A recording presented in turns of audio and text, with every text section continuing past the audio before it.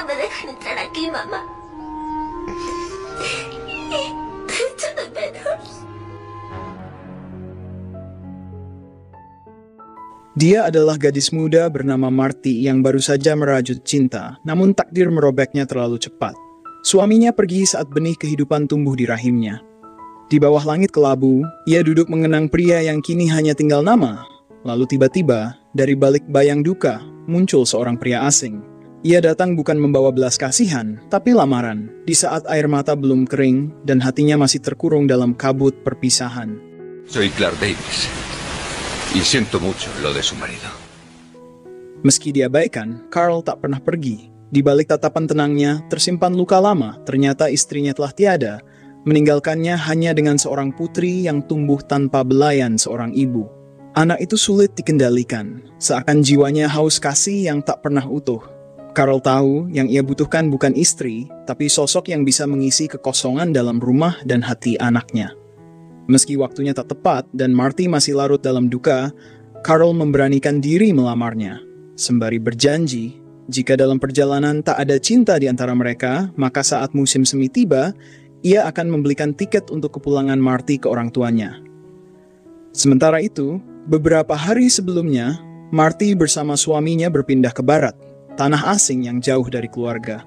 Ia pikir kebahagiaan akan tumbuh dari ladang yang mereka garap bersama, dari rumah yang mereka bangun berdua. Tapi tak disangka, suaminya pergi begitu tiba-tiba, jatuh dari kuda saat mengejar seekor kuda yang kabur, meninggalkan Marty seorang diri di tanah asing yang sunyi.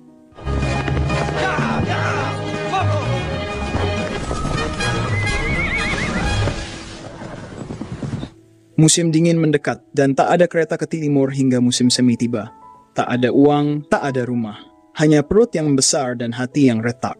Di tengah keputusasaan, lamaran Carl datang bagai secercah cahaya. Marty terjebak antara cinta yang telah tiada dan hidup yang harus dijaga. Demi bayi dalam kandungannya, satu-satunya warisan dari cinta yang telah pergi, ia akhirnya menerima lamaran itu. Mamá, sé que parece una locura.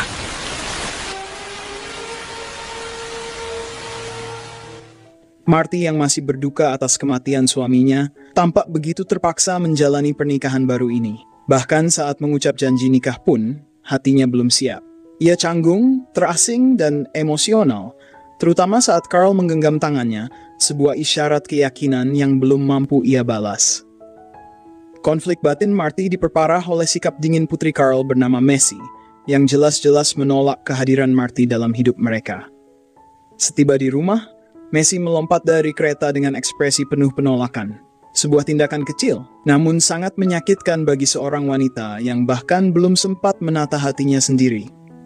Meski begitu, Carl justru menunjukkan sikap penuh empati dan kasih. Ia memberikan kamarnya kepada Marty, sementara dirinya rela tidur di kandang sapi. Namun Marty tidak mampu membalas perkataan Carl itu, dan memilih masuk ke kamar sembari menutup pintu rapat-rapat. Tangis diam-diamnya di sudut kamar menunjukkan bahwa luka di hatinya masih menganga. Dan segala perubahan ini membuatnya merasa tercekik.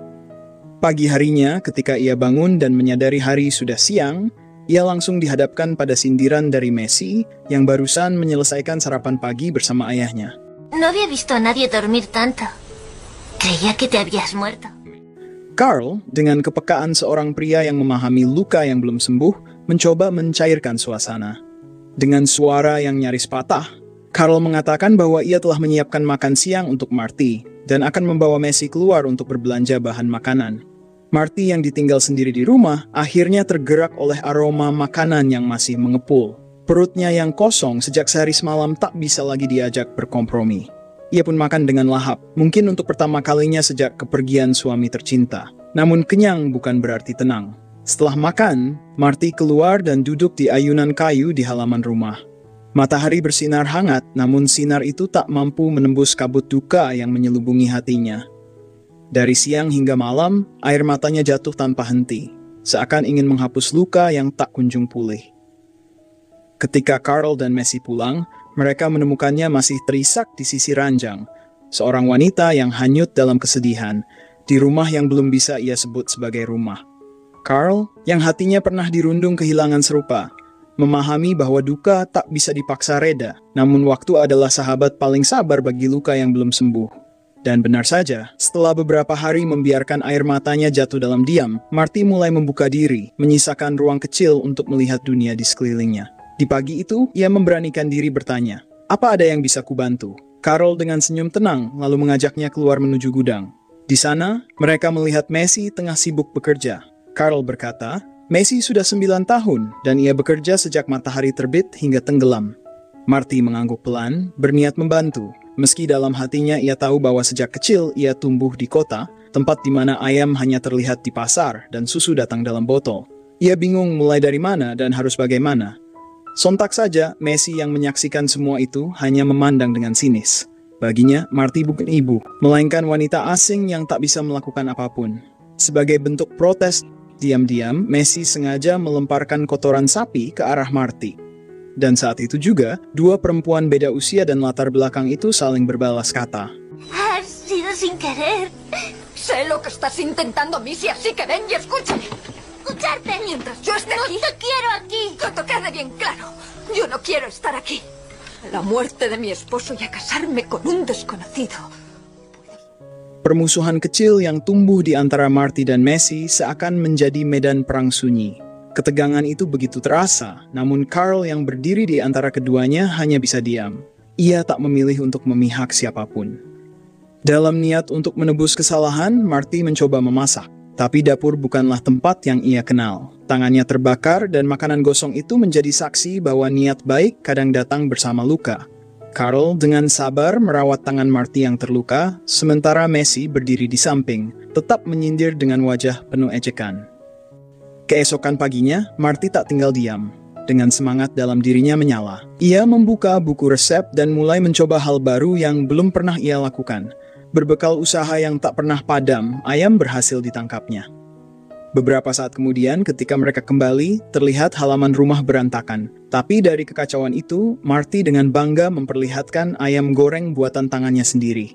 Di wajahnya terpantul secercah harapan, cahaya dari jiwa yang mulai pulih. Hari demi hari, perlahan ketegangan itu mulai sirna. Kedua wanita berbeda usia itu akhirnya duduk bersama, mengobrol tanpa perang dingin. Di tengah percakapan itu, untuk pertama kalinya Messi membuka diri tentang ibunya.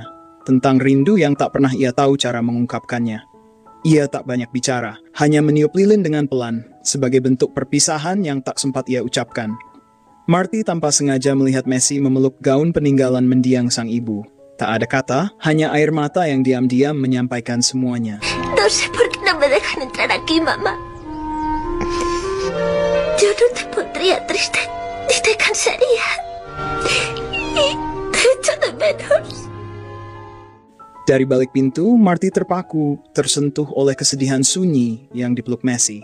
Air matanya jatuh tanpa mampu ditahan, dan isak lirih terlanjur pecah di udara. Messi menoleh, matanya merah, hatinya perih. Ia mengira dirinya diintip.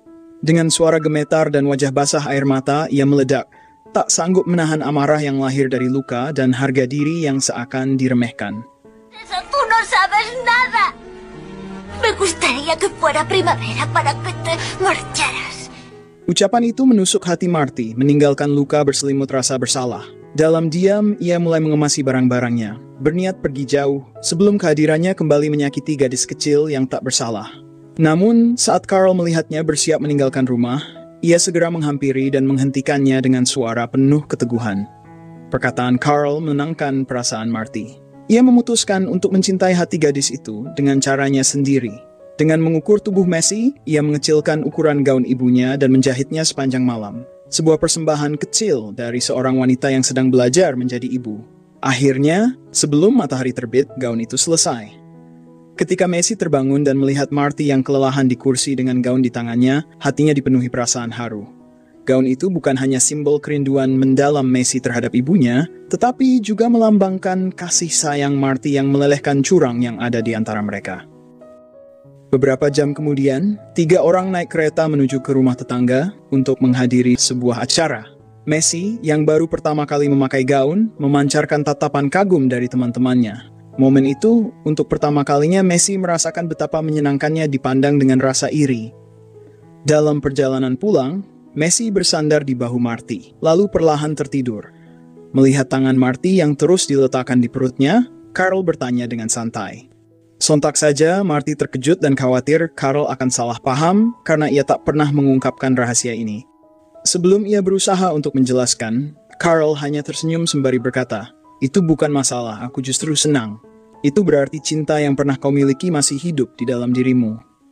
Kini Marty mulai sadar bahwa pria lembut dan perhatian di sampingnya itu telah mengubahnya dalam setiap kata dan tindakannya. Sejak hari itu, 3 hati, 1 keluarga kini disatukan kembali. Kehidupan keluarga kecil mereka mulai berjalan dengan tenang. Namun, dalam damainya hari-hari itu, Marty mulai memperhatikan sosok Carl. Ada sesuatu yang belum ia kenal dari pria pendiam dan lembut itu. Lantaran setiap akhir pekan, Carl selalu pergi seorang diri. Dipenuhi rasa penasaran, Marty diam-diam mengikuti langkahnya suatu pagi.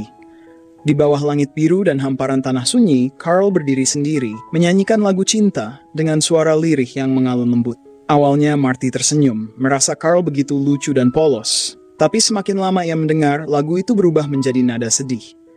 Saat itulah Marty menyadari, lagu itu bukan sekadar hiburan, melainkan doa bisu Carl untuk mendiang istrinya. Dengan hati yang tergetar, Marty memilih pergi diam-diam, memberi ruang bagi kenangan yang belum usai itu. Dalam perjalanan pulang, ia melihat seekor kuda yang dulu sempat hilang. Tanpa sadar, kenangan tentang suaminya datang seperti gelombang.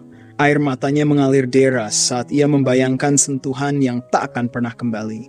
Tapi belum sempat ia pulih dari kenangan, langit cerah mendadak gelap. Tanpa peringatan, badai salju datang menyapu tanah, mengguncang segala ketenangan. Di rumah, Carl yang baru saja kembali, seketika panik saat mengetahui Marty belum juga pulang. Tanpa ragu, ia segera menerjang salju dengan jarak pandang yang nyaris hilang. Sambil memanggil nama Marty, ia terus berjalan dalam dingin yang menggigit. Tak diketahui sudah berapa lama hingga akhirnya di tengah kabut salju, ia menemukan Marty tergeletak pingsan. Tanpa pikir panjang, Carl langsung memeluknya dan mencoba membawanya pulang. Tapi badai terlalu besar sampai ia nyaris kehilangan arah. Untung saja Messi dengan ide yang tanpa diduga, membunyikan panci secara terus-menerus sebagai tanda. Hingga akhirnya, Carl berhasil membawa Marty pulang. Dalam hening malam berselimut salju, rasa sakit dan harapan bertemu di dada Marty. Di sisinya, Carl dan Messi berjaga tanpa lelah. Cinta mereka menjadi pelita di tengah gelapnya musim. Sejak hari itu, mereka tak lagi sekadar berbagi atap, tetapi menjadi keluarga yang utuh. Marty mengajarkan cara merajut kepada Messi, sementara sang gadis kecil mengelus lembut perut ibunya, menanti adik yang akan datang seperti hadiah dari langit. Saat Natal tiba, Carl membuat pohon Natal serta tempat tidur mungil untuk sang bayi. Beberapa bulan berlalu begitu cepat, hingga membawa Marty ke ambang kelahiran. Messi menanti dalam hening penuh harap, hingga tangisan bayi pecah dari balik pintu. Seorang laki-laki mungil yang membawa musim semi ke dalam rumah mereka. Saat salju mencair, hati Carl dan Marty pun mulai mencair dan cinta mulai bersemi. Namun kata-kata belum jua terucap. Hingga di suatu hari, kunjungan dari keluarga tetangga membawa cahaya baru. Dengan bijak, wanita itu mengingatkan bahwa kehilangan bukan akhir segalanya, dan cinta kedua bisa menjadi awal hidup yang lebih indah. Marty termenung, mengingat semua kehangatan yang Carl berikan, dari langkah asing menjadi tumpuan hati. Tapi di balik cinta yang diam itu, ada rencana keberangkatan ke timur yang menghantuinya seperti janji Carl waktu itu. Ia tahu hatinya ingin tinggal, namun keberanian untuk berkata jujur masih tersembunyi di balik diam dan keraguan. Dalam senyap dan harapan yang tak terucap, Marty menulis sebuah surat, sebuah curahan hati yang tak sanggup ia ucapkan langsung. Diam-diam ia selipkan di dalam buku Carl, berharap lelaki itu menemukannya dan menahannya untuk tetap tinggal. Namun takdir seakan bermain diam. Surat itu jatuh ke lantai, tak tersentuh, tak terbaca. Sementara Carl menyangka Marty memang ingin pergi, sehingga ia memilih untuk melepaskannya meski hatinya menjerit diam. Pada hari perpisahan, Marty menyerahkan kalung warisan ibunya kepada Messi, sembari berkata, "Aku mungkin akan pergi, tetapi percayalah, cintaku akan tetap ada di sini bersamamu." Kemudian ia menatap Carl, berharap ada sesuatu yang ingin diucapkan. Namun Carl hanya menunduk sembari menahan tetesan air mata yang hendak membasahi pipinya. Dalam hitungan detik, kereta yang ditumpangi Marty perlahan meninggalkan Carl dan Messi menuju ke arah timur. Di rumah, Carl hanya mampu bersimpuh dalam doa, dan saat kepalanya menunduk dalam keheningan, matanya menangkap selembar surat yang selama ini tersembunyi dari takdir. Surat itu berisi, "Carlku yang tersayang, gerobak kereta akan segera pergi, tapi aku tidak ingin pergi. Mintalah aku untuk tetap tinggal. Hanya beberapa baris, tapi cukup untuk mengguncang seluruh dunia, Carl." Tanpa pikir panjang, Carl meloncat ke atas kudanya dan melesat menembus angin pagi, sampai akhirnya Carl menemukan cinta sejatinya. ¡Un momento! ¡Un momento! Creía que querías que me fuera. No había visto la nota. No intentaste detenerme. Te quiero.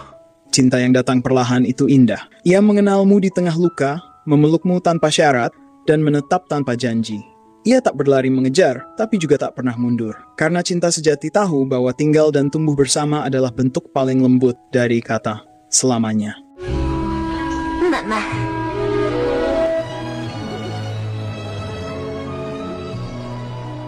Sekian dan terima kasih.